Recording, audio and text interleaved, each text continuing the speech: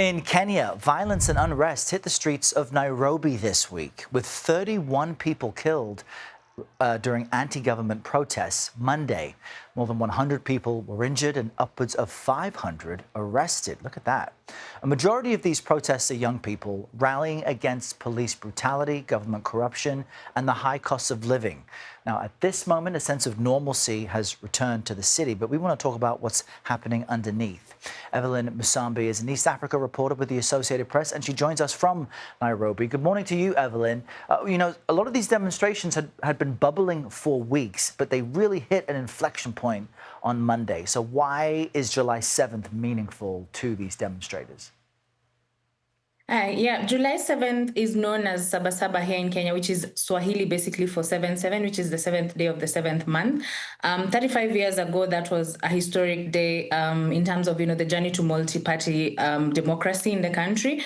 And so it's civil society groups tend to line it up with any any changes to the, any proposed changes to the constitution or anything that they want to advocate for, they tend to go for that day. And so Monday was used by the new era of the new protesters, who are the young people who've been, at it for a few weeks now, advocating for better governance and calling for an end to police brutality, which was initially sparked by the killing or the death of a blogger in police custody just a few weeks ago.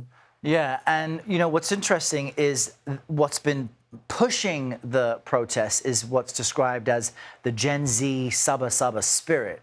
And people should be aware that about 80% of the population in Kenya is under the age of 35. So I'm wondering if the demonstrators reflect a majority of what Kenyans feel about their government and leadership. Yeah, what they're advocating for actually resonates with, much more than just the young people in Kenya, because when they talk about the economic situation in the country, it all started with hiked taxes last year during a finance bill, during which, protest happens and young people stormed into parliament where the high taxes had been passed by legislators.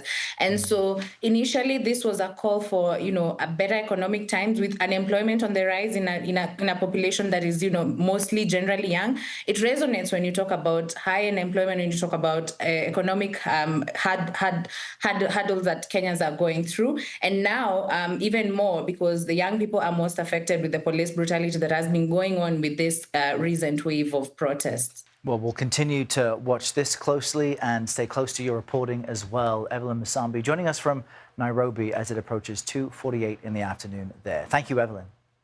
Appreciate your time.